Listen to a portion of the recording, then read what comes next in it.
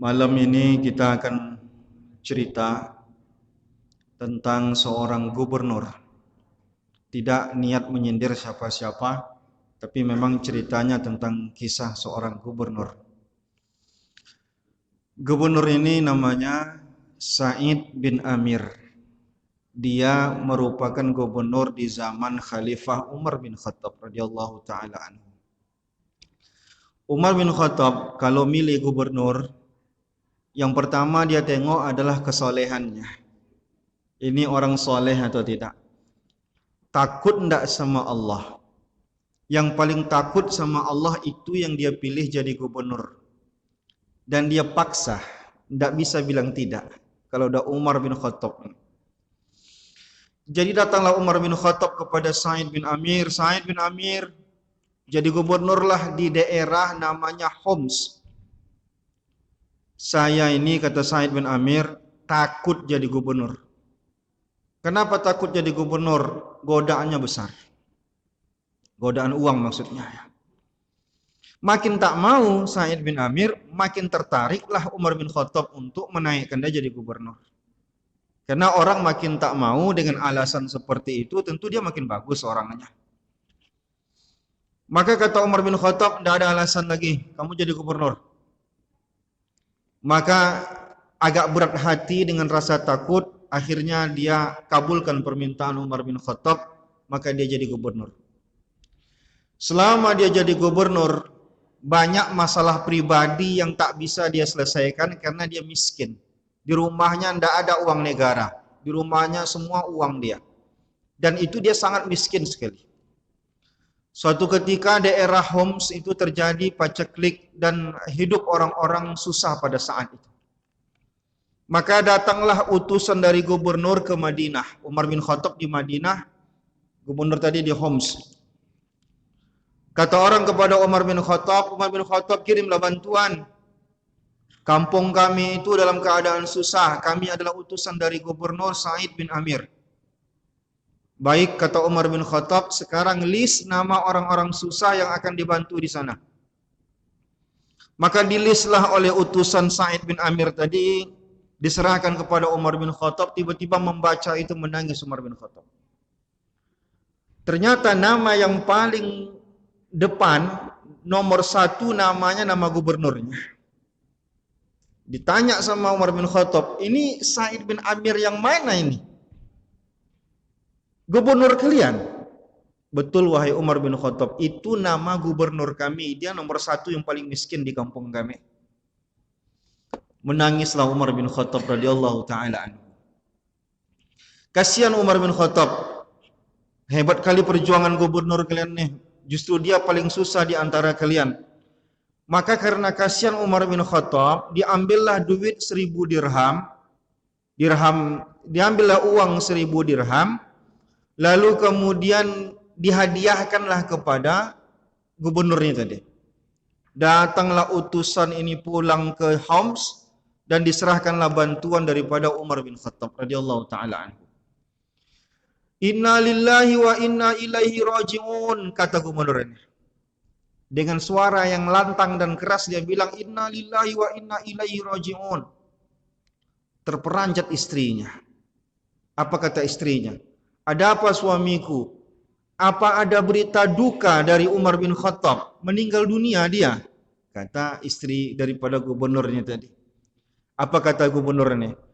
Lebih bahaya lagi dibandingkan dengan meninggalnya Umar bin Khattab ini. Kenapa? Kata dia. Imanku diuji oleh Umar bin Khattab dengan uang yang begitu banyak. Inilah malapetaka yang paling besar bagi aku. Maka dia menangis, dia tak mau terima uang itu, dia minta uang itu dibalikkan lagi kepada Umar bin Khattab. Maka suatu ketika datanglah Umar bin Khattab ke negeri Homs ini tadi. Umar bin Khattab kebiasaannya belusukan. Datanglah dia ke warga-warga, dia tanya, apa pendapat kalian sama gubernur kalian nih? Senang atau enggak kalian dengan gubernur? Kata mereka, secara keseluruhan kami senang.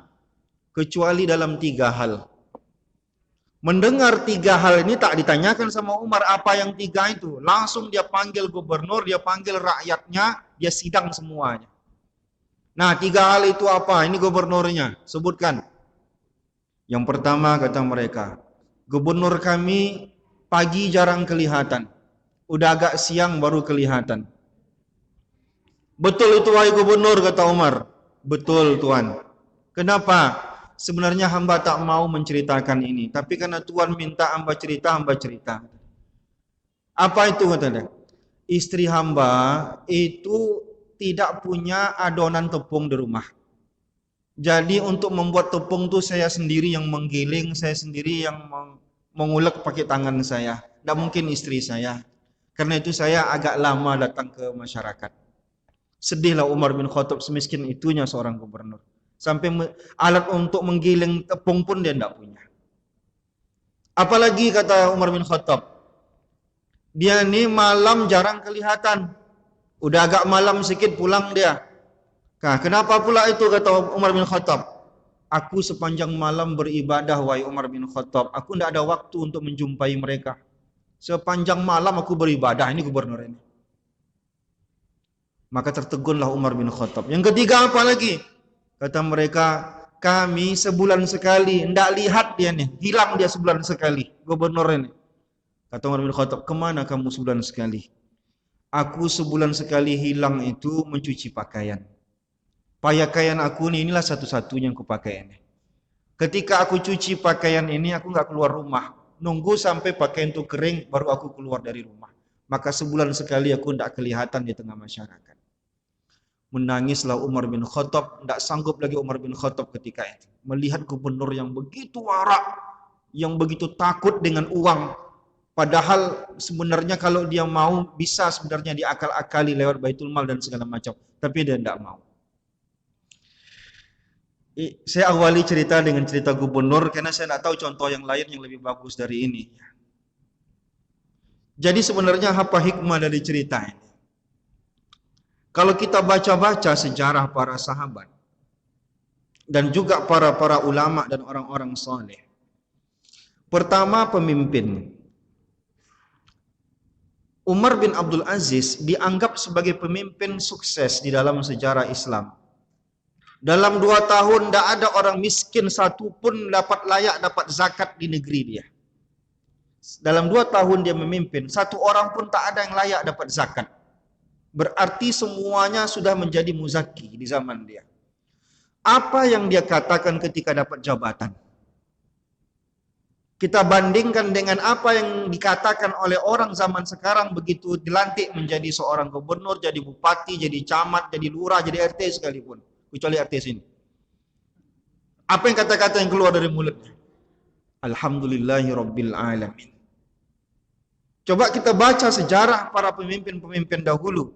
Ketika terangkat menjadi pemimpin, apa kata yang keluar dari mulut mereka? Inna lillahi wa inna ilaihi raji'un.